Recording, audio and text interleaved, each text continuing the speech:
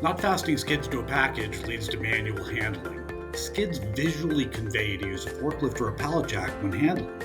This will, on average, lead to less shock in the transportation environment. Always remember to keep those skids 29 inches apart to provide for pallet jack access. You should always mark the center of gravity on uneven loads. By orienting the center skid underneath the center of mass, you'll give another visual cue to a forklift operator to make sure that it doesn't tip over.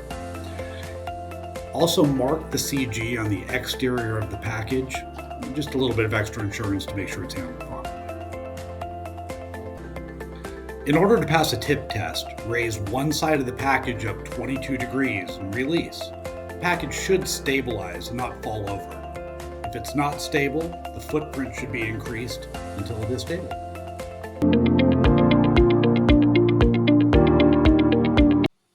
When designing a package for large equipment, we have to contain the movement of that machine in all three directions on all three axes. This can be done by blocking, bracing, strapping, bolting, a variety of other mechanisms, but never let that unit move in any of those three directions. You should have a successful package.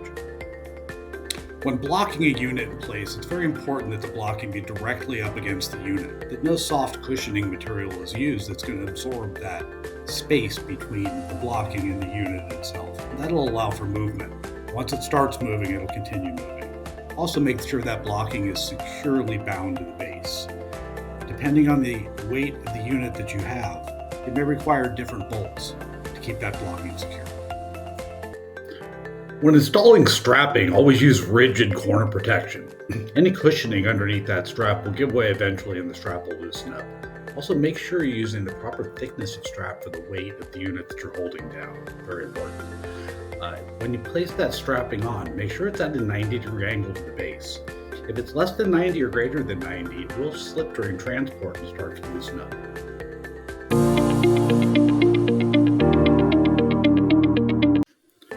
Improper foam density can lead to a lot of problems that aren't noticeable upon packing.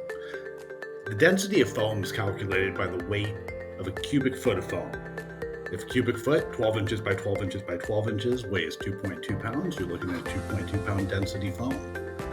There's cushion curves for each product, density specific, that will show you how many G's a product will see when drops from a specific height. These foam curves are very useful in determining proper loading of foam. We'll get into that in another video. As you can see, what will happen during overcompression or not using the proper foam density, you can see catastrophic failure. So using the proper foam density is always very important. Weight not being distributed properly can lead to your foam not doing the cushioning that it's expected to do or that you expected it to do when you designed it. Always try to avoid point loading whenever possible. Get that weight distributed across the surface area of whatever it is that you're trying to protect, so that when you do cushion it, that weight has a chance to disperse its load over the entire surface of the foam. Then whatever you use to calculate your density will perform properly. Also, always make sure that you allow the foam to float the unit and not compress or overload that foam when strapping the unit to the product. Feel free to leave any comments or questions, and thank you for watching.